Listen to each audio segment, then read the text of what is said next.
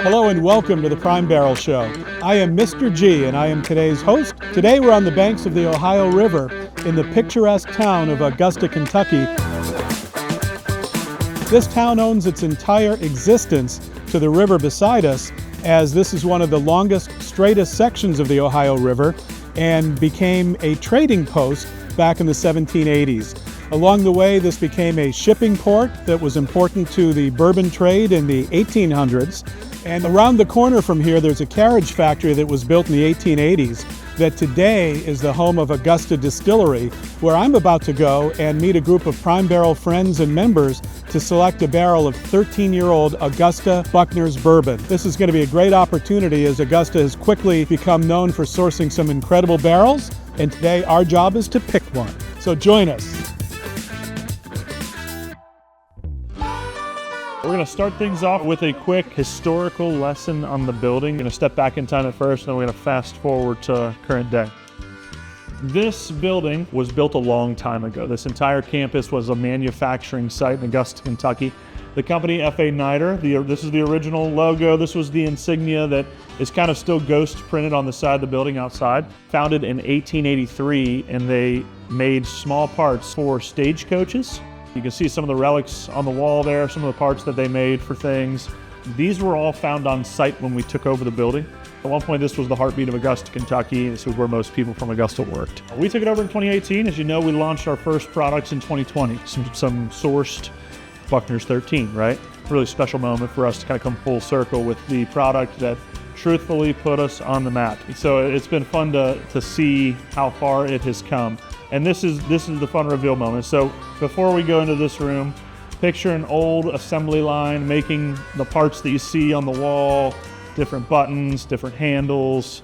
And then when you're in that mindset and you're back in that time where people are, kind of grinding it out back here, right? Working on a true industrial revolution style work environment. And then to see how far we've come and been able to retain a lot of the original bones of the building.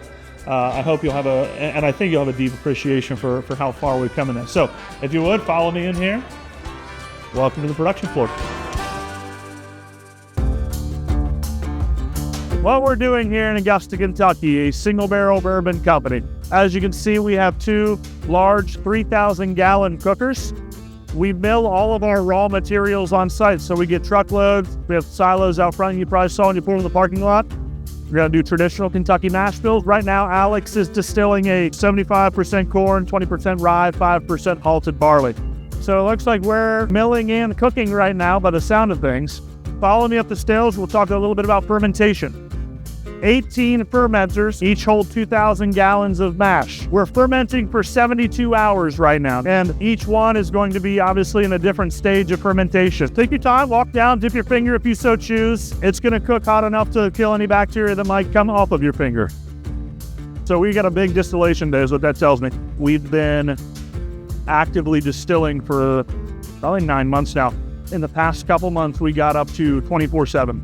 So we're now distilling 24/7, 7 days a week. Okay, beer well. I mentioned once it's done fermenting there, obviously you don't want to put a bunch of that sort of solidified stuff at the top into your still. So you start circulating it. This is nothing more than a holding tank. At this point in the process, we're at 8 to 10% alcohol, right? So we've made beer. This is beer. But yeah, that beautiful brown liquid that we all love so much looks like this. It's getting moved around so that we can pump it into the sauna. I mean the still house. Let's head in. It is very hot. All right, guys, so what we're working with in here, twin custom Vendome copper column stills. What you're looking at on the wall pays homage to riverboat culture in the Ohio River Valley. We're in a floodplain. It's less than a block to the river. So part of that is built up the way it is to mitigate the damage that a flood will cause when it inevitably happens here. The building has been retrofitted to allow the floodwaters to enter and recede without taking out any walls and doing as minimal damage as possible. The barrels are going to be fine because they're on the top of the Ohio River Valley. They're not in a flood zone at all. You mentioned the barrels. I'm curious, how far from the distillery is your brick house? About 5 miles. And it sounds like it's at a higher It's a elevation? higher elevation, yeah. So you're getting more heat, Getting a ton more wind. heat. Absolutely, yeah. How does that impact maturation? I mean, it is what is most vital for maturation, right? You kind of want the extremes of all climates. You want the extremes of the winter where you get blustery, cold, dry air that creates kind of like your door frame, that contraction to put all that liquid that the burnt wood, the staves, has collected in the hot, humid summer months where your door frame or your barrel has expanded to allow entry. Matt, you'd mentioned earlier that Augusta's about to build a second rickhouse. And do I remember, did you say there are 22,000 barrels? No, so if that first one holds just north of 32,000, the second one, do we know exactly how many it's going to hold yet? It's going to hold over 40,000 barrels. Holy moly. And we also do have plots already set out and loves out for the next 3 rickhouses. That's outstanding. That's crazy. So my question is, I'm curious, with that first rickhouse clearly being almost at capacity, you're building the second one. How much of that is the new make that Alex Castle and the crew have distilled over the last year and a half? And how much of the source barrels that are going into great barrels like the Buckner's 13-year? So we have over 5,400 barrels of our own distillate already laid down inside of those rickhouses. And then everything else is going to be a mixture of contract storage that we do here at Augusta Distillery, and then also the barrels that we do source from. These barrels have a lot of character. Absolutely, and that's what we love the single barrel space, right? Where others are blending to achieve a consistent flavor, we're vetting and qualifying single barrels to release a consistent high quality of product, right? The expectation is not for it to taste the same every time, but for it to be as good, if not better, than your last one, to drive the desire to have multiple of these together and to drive the desire for someone like the Prime Barrel to exclusively have barrels from us. I'll sum it up with a 2-word phrase that we use here at Augusta Distillery, and that is bourbon uncompromised. And that speaks to a few different things. So for us, what that means is we're not going to blend, we're not going to dilute, and it's always going to be a unique product because of the nature of single barrel bourbon. We're going through the process right now of discussing the first 3 barrels today at Augusta Distillery. But what's really interesting about the group of members and friends gathered here today is we have a distillery owner and a person who used to do packaging, marketing, and single barrel selection at another distillery. So we've got a couple of ringers in the house today, and I'm really looking forward to this discussion. For those who are first time joining the Prime Barrel on a barrel selection, we've got this methodology we use where we try to do both a quantitative and a qualitative assessment. So it gets into some numbers and some math and some thinking. Ideally, it generates some talking so that we wind up with a consensus pick of the best barrel of what we have to pick from today. So we think of the 3 domains of nose, palate, and finish.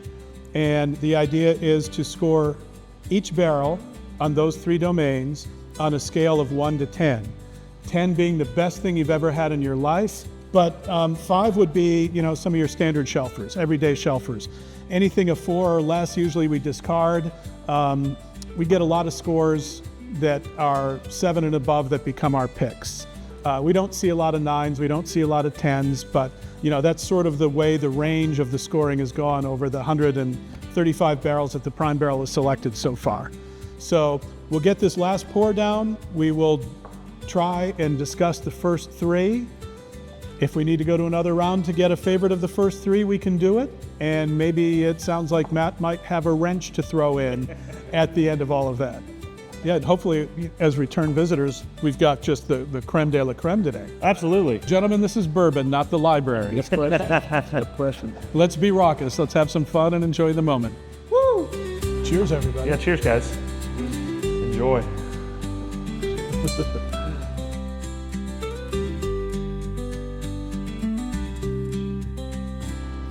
So I think here we are gathered at Augusta Distillery with several outstanding options of a 13-year-old barrel.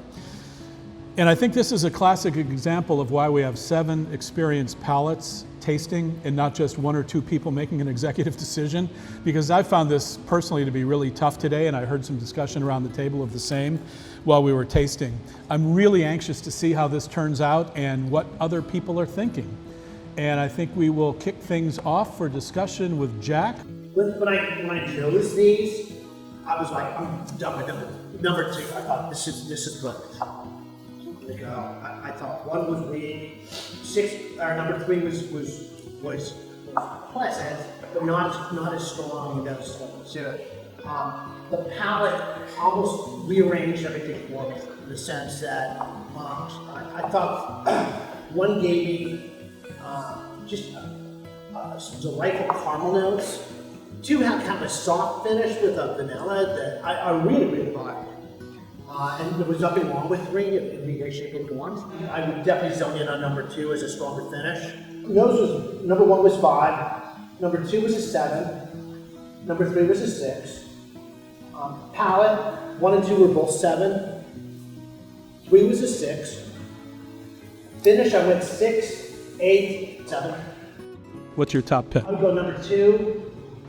Matt, what say you? So number 1, 7.5, 7.5, 7 for grand total of 42. And I thought the nose on number 1 was far superior than any other in the other 2. To me, it was. It was a little oaky, but I had that cherry on the nose as well. And then into the palate, it kind of slightly burned my tongue, which I like. A little oaky, a little cherry finishes as well.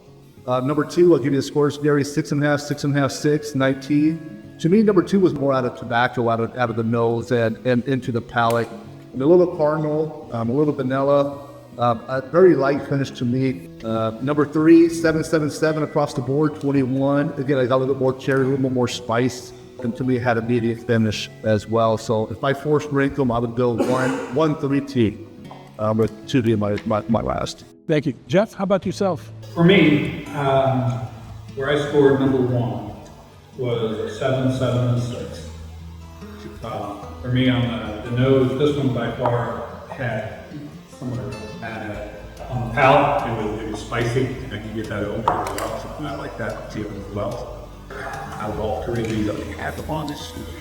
And then number 2, that one was 6, 6, 7. You get that cherry note a little bit, but it was faint.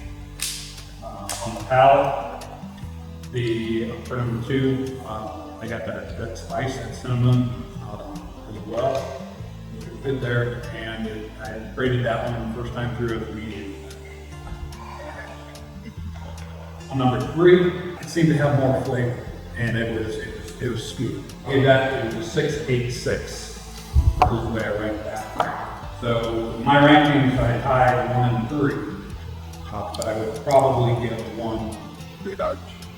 Thank you. Kojin. Barrel 1 got this like orange peel vanilla icing, a little soft oak. So I give it like a 5, 5.5, and 5. And then barrel 2, to me this is very like to me it was like standard good like aged bourbon, which was like you get like the brown sugar, cinnamon. You get I think I agree with the tobacco note as well, the leather.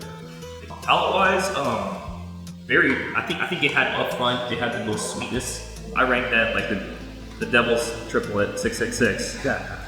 And then barrel 3 at the beginning, you really get this full butterscotch caramel, and then at the very end you get this cherry cola. Palate wise, I think the mouthfeel's really great. Actually, it's really oily. I just feel like it kind of withdrew a little quicker than I wanted it to, but so I ranked it 7, 6, and then 5.5. So if you were to force rank them, I'll probably do 2, 3, 1. thank you. That's great commentary. Daniel. I will start at the bottom of the list with 3. I got a total score of 18. I will say, What were your component scores? 6, 6, and 6. Ah. Like everything above average. My number 2 pick was number 1. The nose on that I found like by far the most engaging. Like once we got to sort of palate, finish, mouthfeel, things started dying off there. It felt a little thin on the palate. That guy came in at a 7.66 for a total of 19. And kind of the winner for me was number 2. It just came off as the best or the most well-rounded. The palate got a big hit of that like orange pico tea, that sort of like citrus, black tea, all those oils. What did you give barrel 2 on palate and finish? 6.77 for a total of 20. Outstanding. Thank you. And David, this is your first time with us. I'll start with number 1. I thought I wrote very good nose. I gave the nose an 8. The palate and finish were a little tannic and dry for me though, so I gave the palate a 7.5 and a 7. In line with everybody else, I thought number 2 was probably the best. It did have a nice candy aroma on the nose, I felt like, and some vanilla too. But it's a little thicker on the palate, a little woodier, which I tend to like. Tastes maybe just a little older. And a nice finish. I mean, just kind of stayed with it for a minute. What were your scores on 2? 8. Got it. And then number 3, I gave 7 across the board, lucky number 7s. The nose had, again, some very like candy sweet, like I think it was from the rye. It was also pretty thick. I got some rye spice, but it's probably the least woody. Even though these are all the same age, I felt they tasted the youngest. So. Excellent, thank you. It's really been interesting to listen to everyone talk about these. I am in line, I think, with where the majority of the group is at this point. For me, barrel number 1, I scored a 7 on the nose, 7 on the palate, and a 6 on the finish for a total of 20. It's getting a lot of honey on the nose, but what really, for me, held back barrel number 1 was the finish. It was honey and it was floral. I was just getting some alcohol burn. And I just kind of found that, for me, the finish was really what was lacking on barrel number 1. For barrel number 2, I found it to be much more complex than barrel number 1 was on the nose. The palate was oaky, it was honey, I was getting cotton candy, I really liked that. The finish was much gentler than barrel number 1 was. I didn't have that alcohol burn, it was oakier than 1, and I gave barrel number 2 a 7.5 on the nose, 7.5 on the palate, and the 7 on the finish for a total of 22, which for me was my top scoring barrel. I actually scored barrel 3 higher on the nose. I gave it an 8. It was just something about that was calling my name. I gave it a 7 on the palate, which was lower than I gave barrel number 2. And I only gave it a 6.5 on the finish for a total of 21.5. So I would force rank them, for me, 2, 3, 1. And as a group, no one picked barrel number 3 as their first. Several picked it as their second choice. Barrel number 1 had 2 people select it as their first choice, and 1 person as their second. And barrel number 2, 1, 2, 3, 4, 5. 5 of the 7 of us scored barrel number 2 as our top pick. So at this point, it seems to be pretty heavy leaning that way. I'm not sure we need to do a second round between barrel number 2 and barrel number 1. But you have a wrinkle. Oh, we have a wrench. A wrinkle in time, wrench. a wrench in the plan, all sorts of fun. So Billy, who is the executive taster, has pulled a 4th barrel just to screw with us, just to give us an opportunity to say, My dog would love it. is that your final answer? Is barrel number 2 your final answer? Variety is the spice of life, they say.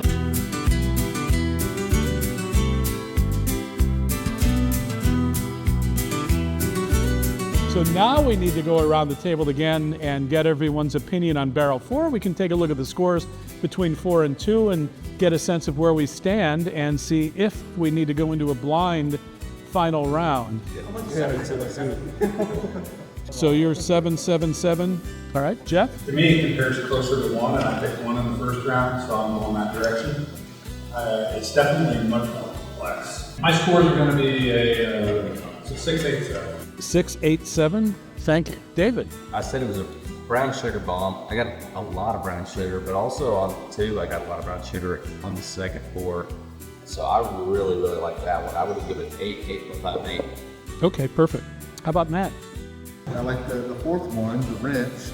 I thought it was more comparable to number 1, which I picked first in the first round as well as number 1. So I got a lot of the same flavors. I would score around the same, 7.5 across the board. How about Daniel? When I taste 4 and then taste 2 and then vice versa, 2's always got a bit more bite that doesn't necessarily need to be there or is bringing anything with that extra bite. 6 on nose, 7.25 on palate, and 7.25 on finish. Perfect. Thank you. Kojin? I love the nose. Like I told this on 4. You get the root beer cola, you get the grape, you get like the blueberry combo, you get the cotton candy, bacon spice. Basically, my score for that is like 7.5 on the nose, but then 6 on the palate, and then 5 on the finish. I like the palate on Force like maybe like an inch better, but the finish I feel like is way more consistent on barrel 2. So I would edge 2 a little bit over 4, but with that being said, 4 is by far the best nose I've gotten. Perfect. Thank you. This was really difficult. For me, on barrel number 4, I gave an 8 on the nose, I gave a 7 on the palate, and a 7 on the finish, which is scoring the nose a little bit higher than I did barrel 2, a little bit lower on the palate, and the same on the finish. And the overall score was equal. So now I've got to make a qualitative decision. You know, which one really talked to me? For me, on barrel number 4, on the palate was getting vanilla, I was getting marshmallow. Overall, I found barrel number 4 to be a little bit weaker in terms of the nose was outstanding, but the palate might have been not quite as harsh, the finish not quite as harsh. And I think Daniel made the comment that 2 was harsh when it didn't need to be, and for that reason you picked 4. And I agreed with that. It was weaker, but for me it was just more complete. And in the end, even with a tie numeric score, I would throw my force ranking over to barrel number 4. And that leaves us at a point of, again, interestingly, we were 5-2 in round 1, 5 for barrel 2, 2 for barrel 1, and that puts this round at 5 for barrel 4 and 2 for barrel 2. So a number of us made the switch thanks to Billy and the wrench you threw in. Billy, was that your intent? Again. So the quantitative part of all of this, the numeric scores that we all express are directional. They're not absolute. It's really the qualitative part. What do we really think and feel and believe is the best bourbon to bottle and put out under the prime barrel? And it's interesting, although it was 5-2, barrel 4 over barrel 2 in terms of force rank. When I look at the numeric scores we all gave, barrel 4 had 150 total points across the 7 of us, and barrel 2 had 144. So barrel 4 wins on 2 dimensions. I don't know that we need to go to a blind round. I think barrel 4 is the winner, and to that I say we have selected a prime barrel, and I toast all of you for your input and efforts, and thank you for joining us today. So we've chosen barrel number 4 to be the prime barrel, and what I'd like to do is have everyone sign the label, and then we'll do a picture in front of one of the other barrels.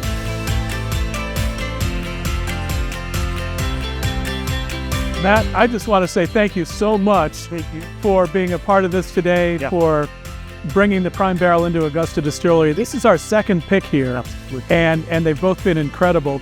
We had 2 people besides myself who were here for the first pick, and what was really exciting today was not only introducing 4 other people to Augusta Distillery for the first time, but we had some first-time friends and members of the prime barrel joining us here today for the pick. So until next time, this is Mr. G saying thanks for joining the Prime Barrel Show, and there's always another barrel around the corner.